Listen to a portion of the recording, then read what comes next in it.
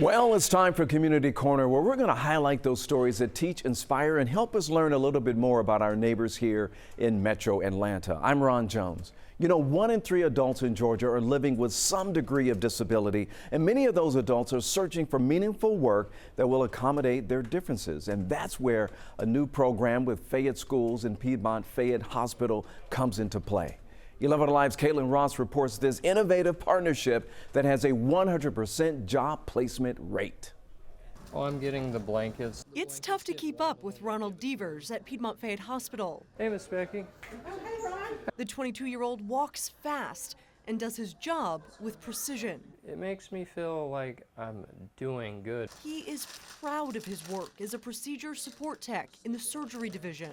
Well, it made me feel like I had purpose. A lot of people said that they like school more than they do, getting a job, but I was a bit different. A new program at Piedmont Fayette celebrates those differences and welcomes them at the hospital. Without the Project Search program, they would not have had their foot in the door. They wouldn't have been able to prove themselves. Jenny Bellamy leads the Project Search program that bridges the gap for students with disabilities in the Fayette school system and meaningful employment for them when they graduate. Their self-esteem, the way their self-esteem grows, their communication skills. Around 8 students each year take classes at the hospital and then do internships with different departments to find the best fit. Every morning I wake up, it just makes me happy to come in to work, say good morning to people. Like Nelson, who found his home in pre-op and now mentors other students. Because most of them might not have jobs, so my job is helping them get a job after they graduated. And changes the expectations the kids have of themselves. Last year, the program had a 100% job placement rate for its students. Ronald hopes that's a statistic they'll be quick to keep up. If I'm part of that team, I'm still contributing. Only 22% of people with disabilities nationwide report having meaningful employment, according to the U.S. Bureau of Labor Statistics. But programs like this could and hopefully will drastically increase that number. Only on 11 Alive, the South Fulton Police Department is launching a brand new program hoping to help with officer retention. Leaders say it's really important as agencies all across Metro Atlanta compete for a fully staffed force. 11 Alive's Don White spoke to the department about new benefits being offered and the goal to keep the community safe. Keeping police officers on the force is essential for the City of South Fulton Police Department. The retention is an important factor to any agency. Deputy Chief Eddie Smith says the department is focusing on that through the newly formed Retention Division. We want to build our department to mirror the community. And also, too, we want to respond better to the problems and the crime-related issues that take place within the City of South Fulton jurisdiction. Sergeant Serday Dickerson says the retention initiative includes take-home vehicles and increasing the starting salary for police officers to $61,000 a year. We're currently one of the highest paid police departments thus far. We also offer tuition reimbursement. As far as mental health and wellness, we have a program that we put in place for peer support. Another part of the retention division is detective advisors, who are assigned 10 to 15 officers each. Their solely job is to make sure that their mental health and their well-being is well taken care of, and also their career development. The City of South Fulton currently has about 180 officers in its police department, but the deputy chief says they should have double that.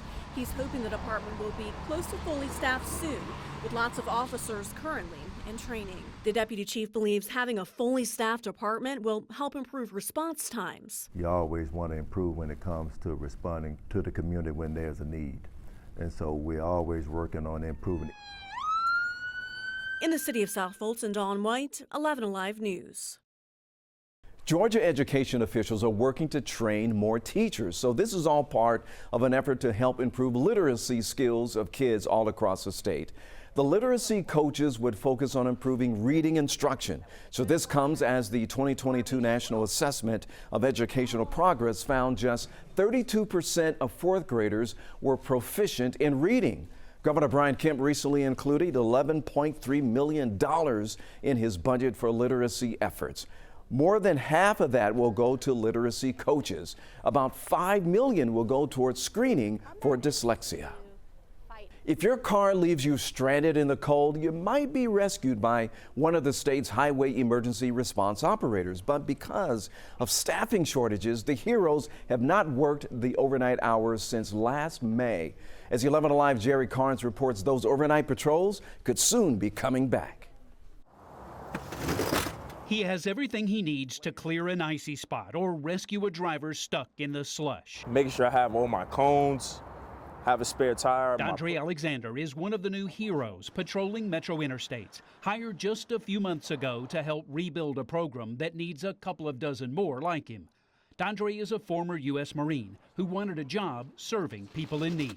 A lot of people think that when we show up, we won't be able to do the things that we do, but we quickly prove them wrong. From changing tires to providing fuel to administering first aid as traffic zips by on Metro interstates, heroes do it all at no cost to the driver they're rescuing. But they haven't done it during the overnight hours since last spring. There needs to be at least 125 hero units to operate 24 hours a day. Thanks in part to the COVID pandemic, the numbers dwindled to a low of 60 units, but is on the way up again to 90 heroes. The manager of the operation says the difficult part is keeping good people. It's a little bit more involved than they thought it was, and a lot more dangerous and unforgiving to mistakes. And so that is enough sometimes to cause a little bit of walk away. The heroes are on pace to return to overnight patrols in the spring, if not before. Not a lot of people, can come out here and do what we do. Dondre Alexander says while the job is far more challenging than he expected, there's the satisfaction of rescuing desperate drivers who can only sit as traffic zips by. A simple thank you or just seeing a smile on their face just goes a long way. A $5 million program is now set up to help rural hospitals in danger of closing because of cash flow challenges. CareSource and Hometown Health teaming up for this brand new program. Leaders say rural hospitals are important for economic growth in the state. Since 2010, 9 rural hospitals have shut down, making Georgia third in the nation for hospital closures. So this can have a devastating impact on communities, leaving them without access to emergency care and preventative care. Hospitals are very important for health care, number one, but also for economic development because our rural towns die without a hospital. Industry does not come into areas that there's not a hospital. Leaders say 26% of Georgians live outside of urban areas, so it's important to keep these hospitals open. Well, the search is on for a paramedic who saved a man's life. Check out these photographs here. This is from an accident on Interstate 75 back in September near Ringgold. A paramedic driving on the other side of the interstate stopped to pull a man out of the back seat of his own car. Now the man who survived the crash is looking for that paramedic who saved his life just to say thank you. Our very own Caitlin Ross shared this post on her Facebook page. So if you know who this might be, head to her page and help them connect. Next, we're going to meet a man behind a nonprofit organization who has fed hundreds of thousands of people in Gwinnett County over the last few years. Chef Hank Reed says the idea came from his desire to change the stigma around food insecurity. 11 Alive's Brittany Kleinpeter shares how he is reaching more people now. Well, you still got to pick that stuff up. Chef Hank Reed retired just a few years ago, but he says that didn't stop his desire to feed people. Tell people all the time we get a little older, we look for different ways to stay in the industry because that's what we know. So we set out on a mission to do just that. I wanted to utilize my experience to feed people. In 2019, Chef Hank acquired a food truck and with donations from community partners began feeding people around the county, eventually launching his nonprofit, Let 'em Eat. Let 'em Eat, working in the food service industry, it was actually kind of a call or a statement we used in the kitchen to say, hey, your food is ready, or, from the back of the house to the front of the house, we're ready. And Let 'em Eat is ready to feed even more people. These are our MPKs, our modular production kitchens. Chef Hank recently purchased 3 trailers from Gwinnett County schools. So I'd say we're probably about 80 to 85% done. Reed says the kitchens will be placed within strategic portions of Gwinnett County, offering a meal at no cost to anyone who shows up. And the plan is to have a really nice deck around the outside so we can have events and, we can invite people in so that they can experience more of a restaurant outdoor feel with music. Creating an atmosphere to change the stigma surrounding food insecurities. There's a stigma of shame that's usually associated with receiving help. So we try to do everything we can on our end to make that look different. Chef Hank hopes to have the trailers complete and operating as soon as possible with support from the community. Can do something. It's just about taking a step. So that he can keep feeding people for years to come. We can't do this alone. In Gwinnett County, Brittany Kleinpeter, 11 Alive News.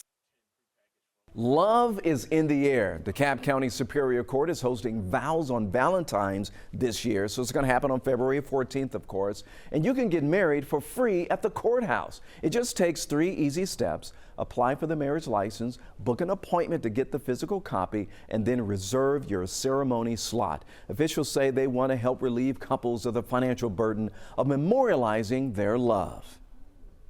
Fast food fans are excited about this one. Whataburger's 1,000th franchise location just opened up right here in Atlanta. So this newest spot is located on Cobb Parkway. There are 14 Whataburger locations throughout the state of Georgia. So to show their thanks at this newest opening, the burger chain gave away gift baskets to the first 2 people in the drive-through line for free Whataburgers for an entire year. And they also made a $10,000 donation to the Atlanta Community Food Bank.